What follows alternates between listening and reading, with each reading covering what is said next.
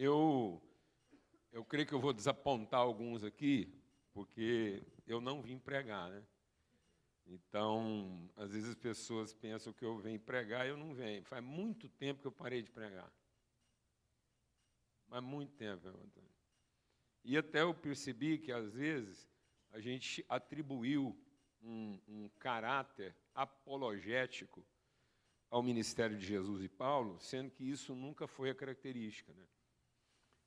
A gente foi lá, por exemplo, e batizou a primeira mensagem de Jesus, a mensagem que é o cerne, que é a essência de tudo aquilo que Jesus vai desenvolvendo no seu ministério, não é? Ele vai traduzir todo o ministério dele, é a tradução da conversa que ele teve lá no monte. E o texto lá não diz que Jesus foi pregar, e a gente foi lá e batizou aquela conversa de sermão do monte, sendo que Jesus viu o desafio das multidões, viu a dor das pessoas e chamou os discípulos para um lugar mais alto para ter uma conversa. Então, Jesus elevou o nível da conversa, e não a altura da tribuna. E hoje a gente está aumentando a altura da tribuna porque a gente não consegue elevar o nível da conversa. Né? Então, muitas vezes a gente tem uma mensagem impositiva a partir de uma tribuna alta, em vez de ter uma linguagem redentiva a partir de uma conversa mais elevada. E o tempo todo, né, eu vou te dar um testemunho aqui que talvez você nunca tenha prestado atenção. Os livros do Velho Testamento são livros de registro. Quase todos os livros do Velho Testamento são livros de registro. É um registro de história, de realidades íntimas, da interioridade e da vivência das pessoas. Mas quando você vai para o Novo Testamento, a quase totalidade dos livros do Novo Testamento são cartas. Amém? O Evangelho de Lucas é uma carta. O Evangelho de João é uma carta. O livro de Atos é uma carta. Depois, todas as sequências dos livros a partir do Evangelho de João são cartas. E quando Jesus realmente decidiu ele mesmo escrever alguma coisa, ele escreveu 7 cartas. Eu estou dizendo isso porque, às vezes, a gente vem perdendo o aspecto relacional daquilo que a gente compartilha. E, sem perceber, a gente está desenvolvendo uma conotação doutrinária, né? Um viés de doutrina acadêmica para chegar a conclusões e não chegar ao conhecimento. Então, o Evangelho não é para produzir uma conclusão segura. O Evangelho é para garantir um conhecimento contínuo. Conhecer e prosseguir em conhecer.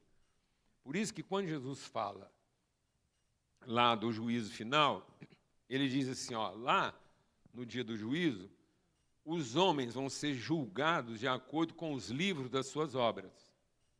Mas os que vão entrar no gozo do Senhor, eles estão no livro dos nomes. Amém? Então, a eternidade não é um livro de realizações, em que eu vou ser premiado por aquilo que eu fiz. Aquilo que eu fiz pode me condenar se eu não for conhecido. Por isso que Jesus diz, muita gente vai chegar para mim falando que fez coisa em meu nome.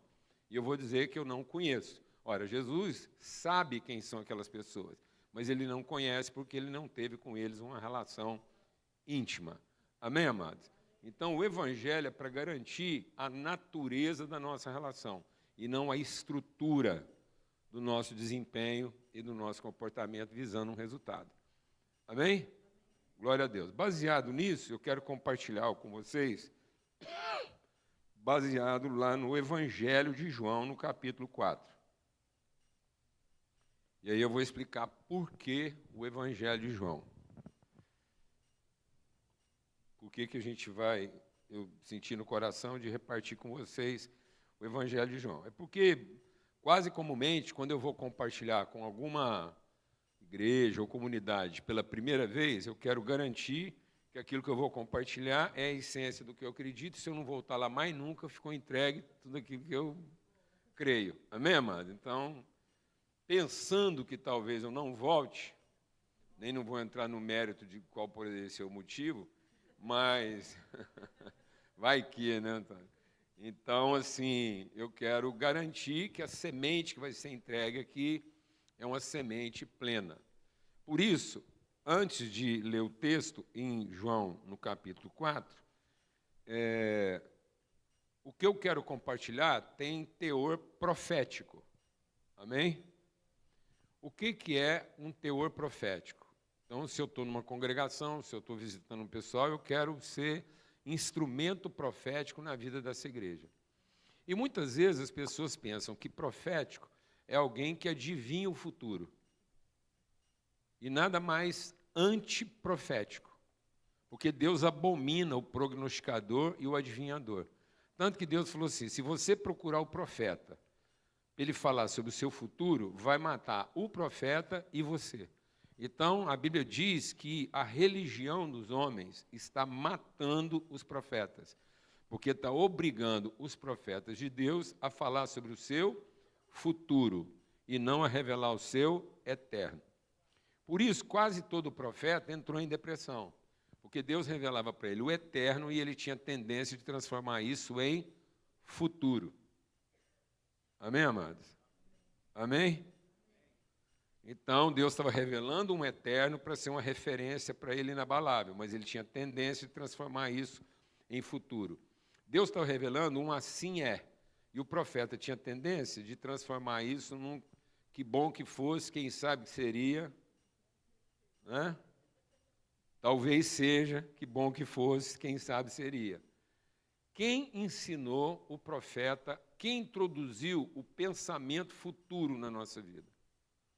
Quem ensinou um profeta a pensar no futuro em vez de ter fundamento no eterno?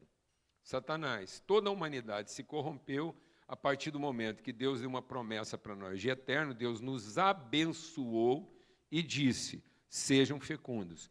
Então, Deus já nos abençoou nos lugares eternos. E tudo aquilo que eu vou fazer agora é para revelar a bênção que eu já recebi. Mas se eu associar isso ao futuro, no dia em que você fizer, então você será, a sua vida vai cair em desgraça. Então, o que corrompe a gente? É você transformar uma revelação eterna, profética, numa expectativa futura de bênção. Isso é uma coisa muito grave, porque a Bíblia diz que todos os nossos filhos são o quê? Profetas. Deus disse que quando o Espírito Santo fosse derramado, todos os nossos filhos profetizariam.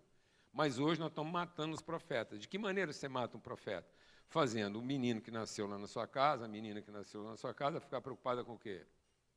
Com o futuro. Quando você faz essa pessoa pensar no futuro, você matou o profeta. Porque você faz ele pensar que ele é um filho seu precisando de ser salvo, e não um filho de Deus que veio para salvar todo mundo. Então, todos os filhos que nascem na nossa casa, eles vieram abençoados de fábrica. Então, a única coisa que você não precisa ocupar Deus é pedir para Deus abençoar seu filho como se ele não o conhecesse.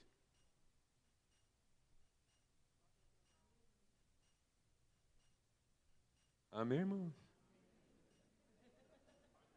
Porque se você está tentando abençoar seu filho como se Deus não o conhecesse, ele é filho do quê? Da sua carne. E da carne nada aproveita. Então, o filho parido da carne não tem salvação. Mas se você se apropriar do fato de que ele é um filho da promessa, então ele é a encarnação profética do eterno de Deus na sua casa.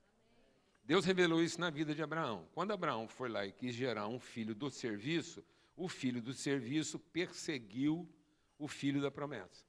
Então, muitas vezes, nós estamos produzindo, inconscientemente, os perseguidores dos nossos próprios filhos. Porque ele vai ter uma mentalidade que persegue a natureza profética dele, deprimindo, porque ele está associando a promessa de Deus a um futuro talvez. Amém, amado? E não a uma eterna certeza. Então, eu não devia ficar pedindo para Deus abençoar meu filho como se ele não o conhecesse. Mas eu vou pedir que eu tenha a sensibilidade de não confundi-lo. Aleluia. Fazendo ele pensar que ele é um abençoado futuro e não um abençoado eterno. Por isso, não escandalize seus filhos fazendo eles pensar. Porque deles pertence o quê? O reino. Glória a Deus, amado. E aí, o livro de João, a carta de João, é a carta do eterno.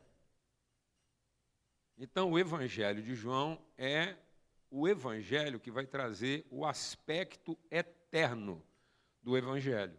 Sem o evangelho de João, eu não vou discernir a natureza eterna do ministério de Cristo, tampouco a natureza eterna do meu ministério. Por isso que o evangelho de João começa com o quê? No princípio. Então, é como se o evangelho de João fosse o livro de Gênesis do Novo Testamento. Então, sem o evangelho de João, eu não vou discernir aquilo que era a natureza eterna. Então, o evangelho de João está trazendo a revelação do invisível. Amém? Os outros evangelhos estão trazendo a ratificação do visível. Então, Jesus é da descendência de Salomão, por isso ele é da raiz de Davi. Lá em Mateus, por isso ele é o leão da tribo de Judá. Então, lá no evangelho de Mateus está ratificado o visível de Jesus, que ele pode ser rei de Israel. Amém? Então, a sua autoridade, o seu poder sobre a terra está ratificado. Mas para ninguém achar que ele é representante de um império, mas ele é representante do reino, vem o evangelho de Marcos. E diz que a natureza do ministério dele, apesar dele ser leão, também é bezerro. Então, ele não é um leão que impera como quem domina, mas ele é um leão com alma de cordeiro, alma de bezerro, que cumpre o seu ministério fazendo o sacrifício em favor de seus irmãos. Por isso que no evangelho de Marcos não tem necessidade de falar da genealogia de Jesus. Porque um bezerro que vai ser morto não evoca o seu direito de genealogia. Amém?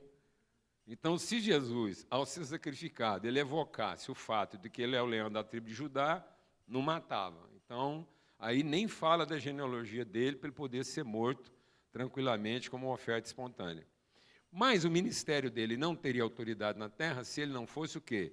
Verdadeiro representante dos homens. Então, no evangelho de Lucas, ele é o filho do homem. Então, Jesus tem propriedade, né, de reino, sendo o rei de Israel, ele tem propriedade de vocação, sendo o bezerro que entrega a sua vida espontaneamente em favor de seus irmãos, e ele é verdadeiramente homem, plenamente homem, porque ele é o filho do homem nascido de Maria. Amém, amados? Mas aí, no Evangelho de João, não aparece a genealogia humana de Jesus. Aparece só a sua genealogia o quê? Divina. No princípio era o verbo estava com Deus e o verbo era Deus. E sem essa perspectiva de uma genealogia eterna, eu não vou conhecer direito o propósito da nossa própria vocação. Por isso que ele diz lá, já na abertura do Evangelho de João, na abertura, na largada do Evangelho de João, ele já ensina dizendo o quê? E todos quantos o receberam, receberam a propriedade, a condição de também serem filhos de Deus. Não é um poder como um rei, não é uma humanidade, né, que me dá qualquer tipo de direito, não. Todos quantos receberam, receberam a consciência de origem. Então, é no Evangelho de João que eu vou ficar sabendo agora qual é a minha origem. Tanto é que o Evangelho de João traz uns episódios que nenhum outro evangelho traz. Ele já começa, por exemplo, falando da situação de Nicodemos. Você não tem isso nos outros evangelhos. E o que é a situação de Nicodemos? Nicodemos, não adianta você pensar que a conversão é você voltar lá atrás, consertar tudo e começar de novo.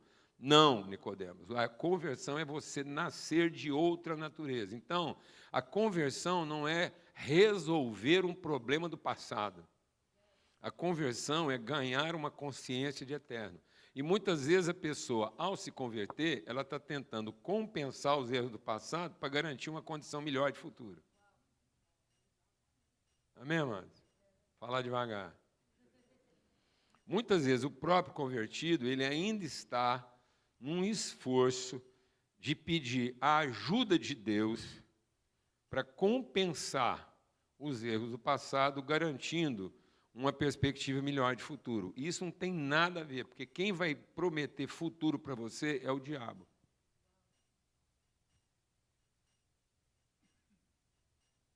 Quem vai fazer você fazer alguma coisa pensando no seu futuro é o diabo, porque toda vez que você pensa em futuro, você desconecta do quê?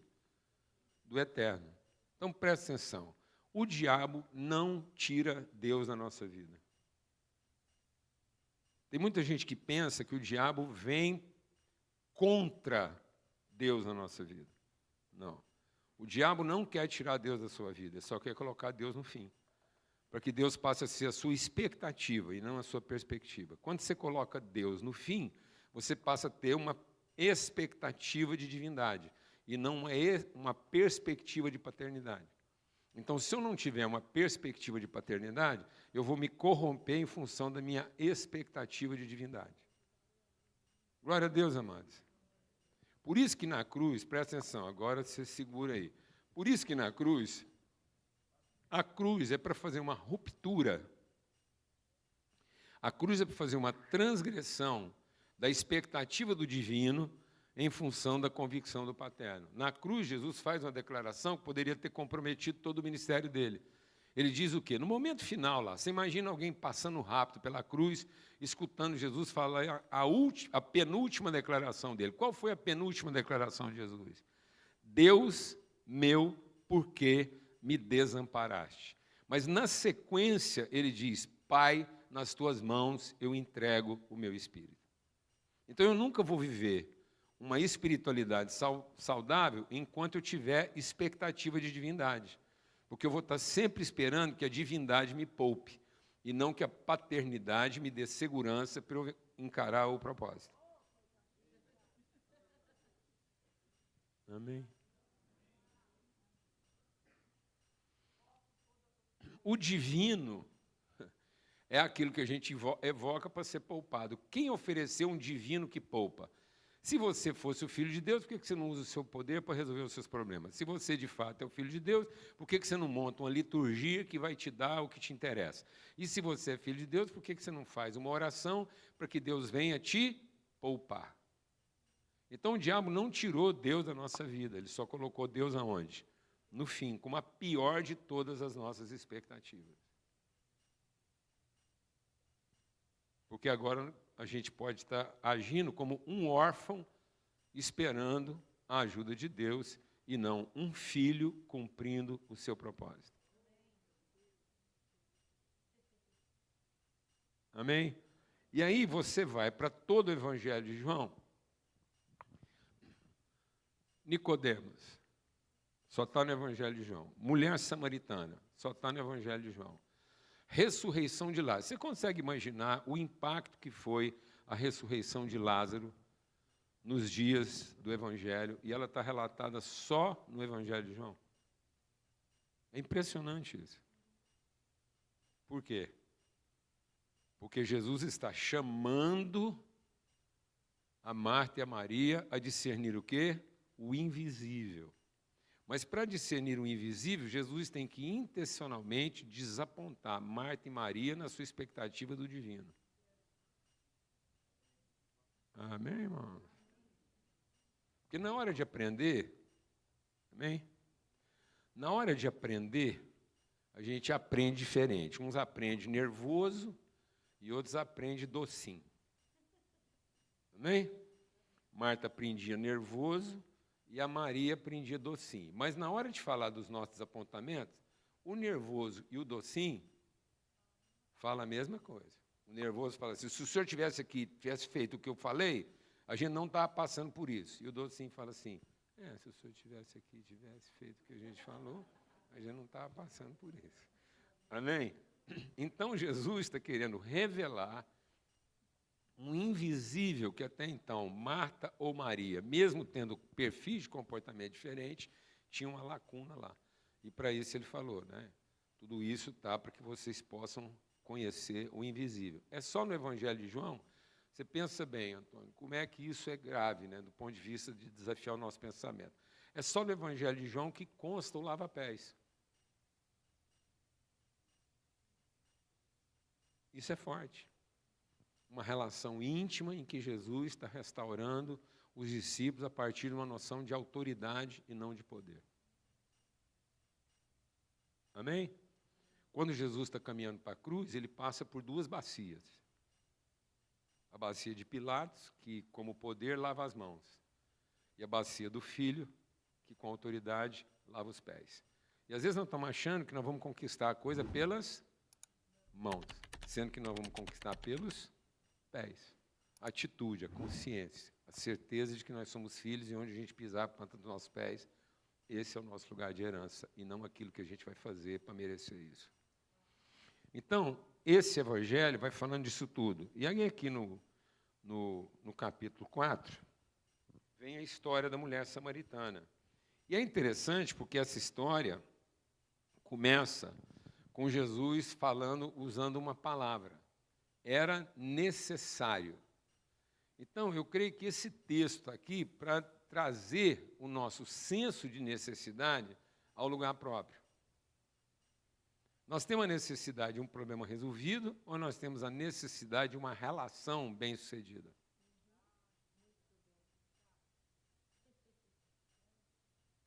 Amém, irmãos? Então, Jesus está fazendo uma volta no caminho dele, e aí eu acho que agora começa um desafio na sua vida, porque às vezes você está fazendo um caminho longo na sua vida, passando por aqui, pensando que o que te trouxe aqui foi resolver uma necessidade, e não encontrar uma pessoa. Por isso que quando Deus trata com a gente, Ele trata sempre numa sequência. Deus faz 3 perguntas de natureza: onde, quem e o quê. Então, para que a gente possa reajustar, realinhar nosso pensamento, a primeira pergunta que Deus vai te fazer é o quê? Onde? E a partir do seu onde, não é o que você foi fazer, é o quem você foi lá nesse onde encontrar. E aí o que é um resultado, qualquer que nesse sentido vai funcionar, porque onde estiverem 2 ou 3 em comunhão, qualquer que funciona. Então o segredo do seu sucesso, do seu êxito aqui, não está num que bem feito, mas está num quem bem resolvido. Porque tudo que Deus chamou a gente para fazer é para, no fim, nos transformar num quem bem resolvido. E eu só vou me transformar num quem bem resolvido a partir de uma relação com outro quem. E não a partir da excelência do meu quê. Quanto mais eu sou excelente no meu quê, mais direitos eu alcanço sobre o quê, menos me importam as relações, porque eu estou pensando como escravo no que eu espero que os outros reconheçam no que eu fiz para eles. Glória a Deus, amado.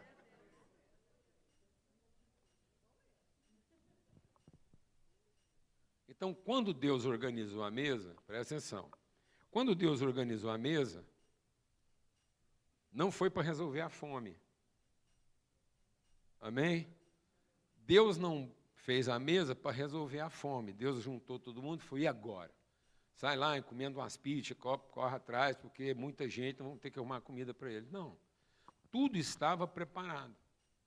Então, a mesa nunca foi para resolver a fome, a mesa sempre foi para promover o encontro. Por isso que a natureza da mesa não é comer o pão, é reparti-lo. Quem fez a gente pensar a vida a partir daquilo que eu vou comer para me tornar a pessoa que eu espero? Quem fez eu pensar a vida a partir das necessidades satisfeitas para me tornar a pessoa que eu desejo? O diabo. Deus colocou o fruto para você pensar o propósito, como quem entrega. O diabo pegou o fruto e transformou isso numa expectativa para que você pense que a partir do que você receber ele, você vai ser a pessoa que você ainda não é. Então, em vez de ser um frutificador, eu me tornei um comedor de fruto. Por isso a palavra de Deus diz lá em 1 Coríntios, no capítulo 11, que as pessoas estão ficando doentes. As pessoas estão doentes nos 3 níveis de vida humana. Elas estão doentes na carne, fraqueza. Elas estão doentes na alma, desânimo. E elas estão doentes no espírito, colapso. O que está levando as pessoas à fraqueza, ao desânimo e ao colapso emocional? Porque elas estão comendo apressadamente o seu próprio pão. Ou seja, elas não estão discernindo a natureza da mesa que nunca foi para comer. Amém, amado? Sempre foi para promover o encontro. Então, quando Deus te trouxe para cá, não foi para você finalmente comer o que você não tinha, mas foi para você encontrar quem você não conhecia. E ao encontrar quem você não conhecia, você ir se tornando a pessoa que você nem sabe que foi feito para ser. Amém? Glória a Deus, amado. Por isso que quando Deus chama um filho para fazer um serviço, ele não está pensando no serviço feito. Glória a Deus. Se você chama um filho seu para ajudar a arrumar a casa, se você chama um filho seu para ajudar a limpar o carro, você não pode estar pensando que o carro vai ficar limpo. Porque a casa vai ficar organizada. Porque você vai gastar mais tempo corrigindo o que ele fez do que aproveitando o que ele está fazendo. Então, a gente insiste nessa metodologia para que ele se torne uma pessoa responsável e não serve cheio de direito. Porque se você quiser ter o carro limpo, contrata alguém para lavar. E se não ficar limpo, você não paga, até ficar limpo. Então, você não veio aqui para deixar o carro limpo. Você veio aqui para se tornar uma pessoa plena. Amém? Porque se fosse para deixar o carro limpo, Deus era o pior dos exemplos. Se fosse para deixar um carro limpo, Deus não merecia ser seguido. Porque Deus tinha uma igreja, Antônio, com só 2 membros. Amém? Culto todo dia. Ele era o pregador. Os 2 membros da igreja dele não tinham umbigo. Então não tinha jeito de ninguém falar que foi maldição do passado, não. Adão e Eva tinham uma característica comum. Eles não tinham umbigo, eles não tinham história pregressa. Encontravam com Deus todo dia, no horário certo. Você imagina como é que era um culto fantástico. Em 24 horas a congregação desandou. Então você acha que nós estamos aqui para fazer funcionar? Então Deus está te ensinando o seguinte, ainda que tenha tudo para funcionar e não funcionar, continua a ser como eu, dê a vida em favor do seu irmão. E não para ter o serviço bem feito. Transforme nessa pessoa. Amém? Glória a Deus. Então está aqui a mulher samaritana. E aí Jesus começa o texto dizendo, é necessário passar por Samaria. Assim chegou uma cidade de Samaria, chamada Sicar, perto das terras que Jacó dera ao seu filho José.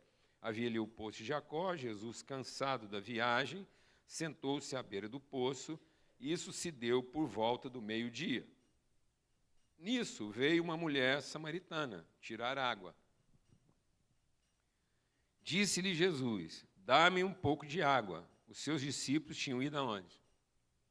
O que os discípulos estavam fazendo enquanto Jesus estava pedindo água? Tinham ido à cidade comprar comida.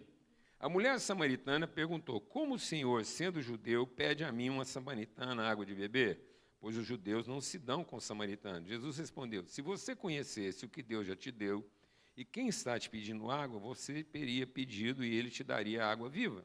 Então disse a mulher, o Senhor não tem com que tirar a água e o poço é fundo. Onde conseguir essa água viva? Acaso o Senhor é maior do que o nosso pai Jacó, que nos deu o poço, do qual ele mesmo bebeu, bem como seus filhos e o gado? Jesus respondeu, quem beber dessa água terá sede outra vez, mas quem beber da água que eu lhe der nunca mais terá sede. Ao contrário, a água que eu lhe der se tornará nele uma fonte de água a jorrar para a vida eterna. A mulher disse, então, me dá dessa água, para que eu não tenha que vir aqui de novo. Então, me dá dessa água para que o meu problema seja resolvido. E ele disse, vai e chama o seu marido. Não tenho marido. Jesus respondeu para ela. Jesus disse, você falou corretamente, dizendo que não tem marido, porque, de fato, você já teve 5. E o homem agora com quem você vive não é seu marido. O que acabou de dizer é verdade. Disse a mulher, Senhor, vejo que é profeta. Nossos antepassados adoraram nesse monte, mas vocês, judeus, dizem que Jerusalém é o lugar onde se deve adorar. Jesus declarou, creia em mim, mulher. Está próxima a hora em que vocês não adorarão o Pai, nem neste monte, nem em Jerusalém. Vocês, samaritanos, adoram o que não conhecem. Nós adoramos o que entendemos, pois a salvação vem dos judeus. No entanto, está chegando a hora, de fato já chegou, em que os verdadeiros adoradores adorarão o Pai, em espírito e em verdade. Então, a verdadeira adoração não está na devoção à divindade. A verdadeira adoração está no conhecimento do Pai. E nós estamos transformando ainda toda a nossa devoção em devoção a quem? À divindade. tentando mostrar para a divindade que nós reconhecemos o poder dele para que ele possa reconhecer o nosso esforço e finalmente nos dê aquilo que a gente merece. Quem estabeleceu essa linha de raciocínio? O diabo. Então, e aí ele diz, são esses os adoradores que o Pai procura. Deus é espírito, é necessário que os seus adoradores o adorem em espírito e em verdade. Disse a mulher, eu sei que o Messias chamado Cristo está por vir. Quando ele vier, explicará tudo para nós. Então Jesus declarou, eu sou o Messias, eu que estou falando com você. Naquele momento, os seus discípulos voltaram da cidade, ficaram surpresos ao encontrá-lo conversando com a mulher. Mas ninguém perguntou, quem quer saber, porque estás conversando com ela. Então, deixando o seu canto, a mulher voltou à cidade e disse ao povo, venham ver o que o homem me disse, tudo que tenho feito. Será que ele não é o Cristo? Então saíram da cidade e foram para onde ele estava. Enquanto isso, os discípulos insistiam com ele, mestre, come alguma coisa. Mas ele disse, tenho algo para comer que vocês não conhecem. Aí os discípulos falaram, será que alguém trouxe comida para ele? Disse Jesus, a minha comida é fazer a vontade daquele que me enviou e concluir a sua obra. Vocês não dizem que daqui a 4 meses haverá a colheita? Eu digo a vocês, abram os seus olhos, vejam os campos, eles são maduros para a colheita. Aquele que colhe já recebe o seu salário e colhe fruto para a vida eterna, de forma que se alegram juntos o que semeia e o que colhe. Assim é verdadeiro ditado, um semeia, outro colhe. Eu os enviei para colherem o que vocês não cultivaram. Outros realizaram o trabalho árduo e vocês vieram usufruir do trabalho deles. Amém, irmãos? Glória a Deus. Eu acho que a gente nem não precisa conversar muito sobre o que pode acontecer com a nossa vida quando a gente não percebe a nossa eternidade. Quando a gente não percebe a nossa eternidade, nós podemos estar gastando a maior parte do nosso tempo e da nossa energia atrás daquilo que já é nosso. Tentando comprar com o nosso esforço aquilo que já nos pertence. Tentando produzir o que já foi nos dado na eternidade.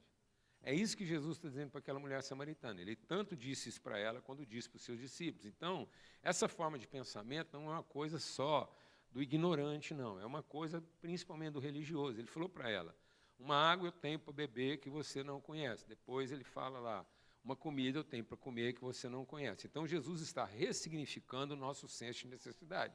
Porque esse texto começa com, é necessário passar por Samaria. Então, nosso grande desafio é ressignificar o nosso senso de necessidade para que a gente não esteja trabalhando fora do nosso propósito. E uma forma de trabalhar fora do nosso propósito é quando eu deixo a paternidade de origem e coloco a divindade no fim.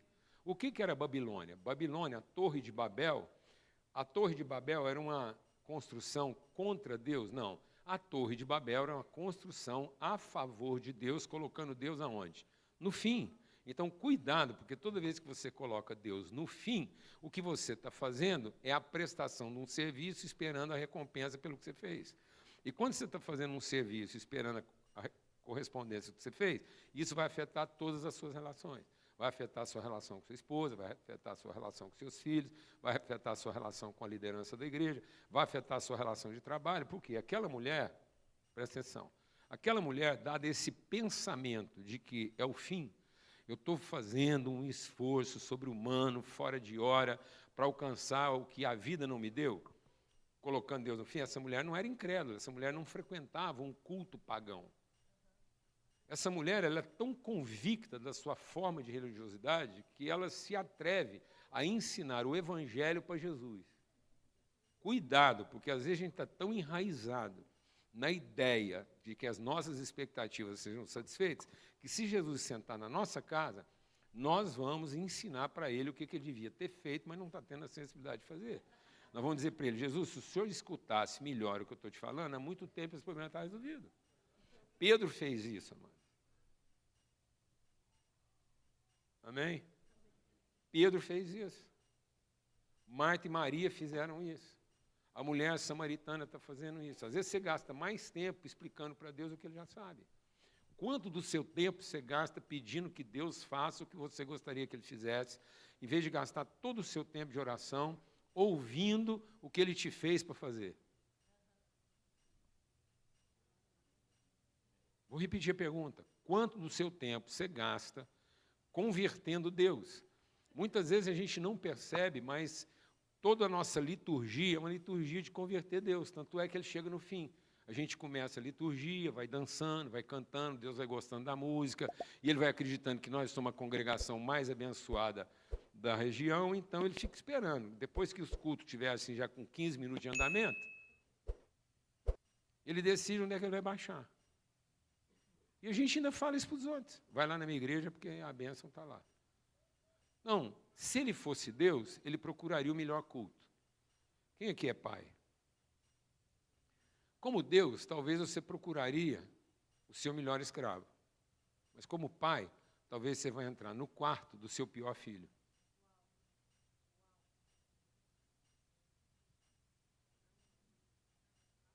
Amém, amado? Está vendo como é que a nossa expectativa pode estar ferindo os nossos relacionamentos e a gente não é para as pessoas a referência do quem a gente poderia estar sendo, porque a gente colocou para elas um padrão muito alto de desempenho e agora a gente não percebe porque que existe uma tensão na relação e essa tensão que às vezes desanima você, desencoraja você, adoece você, é só uma expectativa frustrada. Então, agora, para a gente concluir, presta atenção. Aquela mulher samaritana tinha problemas em todas as áreas da vida dela, apesar de ser crente. Ela é uma mulher crente, que está dando aulas de evangelho para Jesus. Amém? Amém, amados? Na boa. Tudo. E aí, essa mulher está com um problema o quê? Ela tem um problema social. Ela vive um contexto de preconceito relacional. Ela não se dá bem com seus vizinhos. Vou falar devagar. Quando a gente está focado em alcançar uma expectativa, essa pode ser a razão mais grave da gente não conseguir se inserir na comunidade à qual a gente de fato pertence. Porque a gente ainda está esperando o que nós vamos receber dessa sociedade e não aquilo que a gente tem para oferecer para ela. E isso, às vezes, vai obrigar você a trabalhar fora de hora.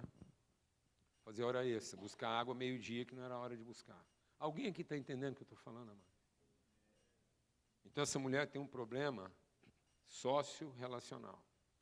Essa mulher tem um cansaço profissional. Ela falou para Jesus, pelo amor de Deus, me arrume essa água, porque eu estou cansado de fazer esse serviço. Não é o caso de ninguém aqui, mas caso aconteça de alguém estar se sentindo assim, meio esgotado, de trabalhar muito, e achar que está demorando um pouco para chegar, então presta atenção nessa mensagem, porque a mulher samaritana é crente, vive um problema social grave e vive um problema profissional grave. E ela vive um problema espiritual grave, porque até hoje ela ainda não tem certeza mesmo onde é o endereço de culto que ela deve frequentar. Então, ela é volátil, né? Qualquer desapontamento, não é o caso aqui também. Então, mas qualquer desapontamentozinho, entendeu? 2 cultos, piorzinho um pouco, e não segura a clientela.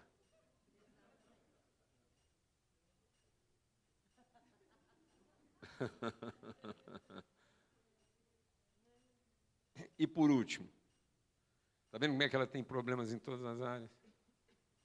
Relacional, profissional, espiritual e conjugal. Essa mulher estava no 6º casamento. Muitas pessoas confundem a mulher samaritana com uma mulher vagabunda, porque ela está casando pela 6ª vez. Não, ela acredita tanto em casamento que ela está tentando pela 6ª vez acertar. E às vezes você encontra uma pessoa que está lá no 5º casamento e você critica ele, fala, esse cara é sem vergonha, porque ele já está na 5ª mulher. E às vezes aquela é a realidade dele, é o que ele sinceramente acredita. Por quê? Porque ele só está tentando encontrar alguém que faça jus ao esforço que ele entrega.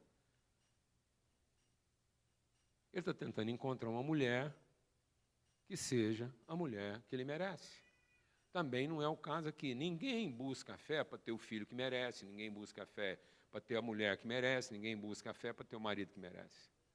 Sendo que a fé não é para você ter a mulher que merece, o filho que você merece, o marido que você merece, a igreja que você merece, a sociedade que você merece, o emprego que você merece. A fé é para você se tornar em todos esses ambientes o que esses ambientes precisam que você seja. Então não é o que você tem para receber, é o que você tem para entregar. E aí, me dá a garrafa aí.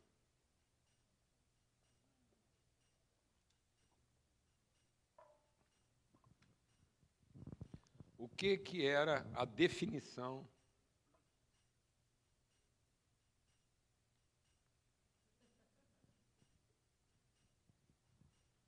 que definia a espiritualidade daquela mulher? Uma garrafa vazia. Para todas as áreas da vida dela, ela levou o quê? Suas carências. Porque quando ela entendeu a mensagem de Jesus e ela finalmente creu em tudo que ela já tinha recebido, o que ela deixou para trás? A garrafa. E sem nenhum curso de evangelismo, sem nenhum treinamento bíblico, aquela mulher, com algumas horas de conversa, só porque ela deixou para trás o símbolo da sua carência, ela trouxe uma cidade inteira para Jesus. Vou repetir. Aquela mulher, só porque ela largou para trás os símbolos das suas carências que ela levava para todas as áreas da sua vida, em algumas horas ela trouxe a cidade inteira para Jesus, vencendo qualquer tipo de preconceito que ela tinha até então. Você pensa que Jesus escolheu para evangelizar a cidade de Sicar o improvável, porque ela era uma mulher no sexto casamento, que fazia o trabalho dela fora de hora para não ser identificada, e sem medo da sua reputação, ela foi lá e trouxe a cidade para Jesus. Só que, enquanto ela está indo para a cidade, para trazer a cidade, um time de evangelistas, um grupo de pregadores, um time de missionários, talvez 12, talvez 70, não sei, mas uma equipe inteira veio da cidade e não trouxe uma alma para Jesus, Antônio. E por que aquele time inteiro não conseguiu trazer da cidade uma alma para Jesus? Porque eles tinham ido na cidade encher a garrafa. Então, enquanto aquilo que faz você movimentar for a sua necessidade de encher a garrafa, você vai continuar sendo um devoto de Jesus, mas você não vai conseguir cumprir o propósito de Deus na sua vida como filho. E aí os seus esforços, com o tempo, se tornarão frustrantes, porque depois, quanto melhor for o seu esforço, quanto mais você se dedicar, quanto mais você se empenhar, maior a chance de você o quê? Se desapontar. Está claro isso ou não? Hoje é dia de você deixar para trás a sua garrafa. Porque você vai se apropriar do que Deus já te deu. Aquela conversa começou falando de necessidade. Eu tenho necessidade de passar em Samaria. E aí o texto, falando de necessidade, ele falou das duas necessidades básicas do homem, comer e beber. O texto falando das nossas necessidades mais básicas, passou pela bebida, passou pela comida, e não conta que Jesus bebeu ou comeu. Glória a Deus. Coisa linda. Jesus começa falando, tenho sede e não bebeu. Os discípulos foram buscar para ele comida, achando que ele estava com fome, ele não comeu. Porque a comida dele, a bebida dele é fazer a vontade do seu Pai. Ele entendia que para onde é que o Pai o levasse, era para cumprir um propósito, não para satisfazer uma carência. E não para satisfazer suas expectativas. Então o diabo nos tirou da perspectiva paterna e nos levou para a expectativa divina. Por isso que é só no texto de João que diz lá, eu sou o caminho. Ninguém não é vai. Porque o Pai não é para onde você vai. O Pai tem que ser para onde você vem, porque Ele é o seu lugar de origem e não a sua expectativa de destino. O Espírito Santo vai nos levar de volta ao quê? Ao Pai. Para que você pare de atuar como um órfão. Como alguém que está esperando que Deus recompense e retribua os seus esforços. E você possa viver como um filho que está cumprindo um propósito. Glória a Deus. Vamos ter uma palavra de oração. Pai, muito obrigado por esse tempo aqui de comunhão, de mesa, para que a gente possa discernir esse lugar de provisão, que o Senhor sempre está caminhando conosco para encontrar o que o Senhor já nos deu, para discernir o que já nos pertence. E discernindo o que já nos pertence, nós possamos repartir isso com os nossos irmãos. Que a nossa relação não seja para receber deles segundo a nossa expectativa, mas que as nossas relações sejam para entregar para eles conforme a nossa convicção. Haja o que houver, nossa oferta é espontânea. Nós não trabalhamos como quem está à busca de reconhecimento de salário, mas nós fazemos todas as coisas como quem espontaneamente entrega o conhecimento que tem. Em nome de Cristo Jesus. Que o Senhor possa iluminar os olhos do nosso entendimento, que cada um aqui, deixando para trás o seu canto, possa levantar os olhos e perceber que os campos já estão prontos. O Senhor trouxe cada um aqui para encontrar alguma coisa que já está pronta. Um legado, uma herança. Então, que haja esse tipo de atitude, de convicção, de certeza, em nome de Cristo Jesus, o Senhor. Que nós estamos aqui para iluminar os olhos dos nossos irmãos a partir daquilo que nós temos para oferecer, e não a partir daquilo que nós queremos garantir ou receber a partir do nosso esforço. Em nome de Cristo Jesus, o Senhor. Amém. Graças a Deus.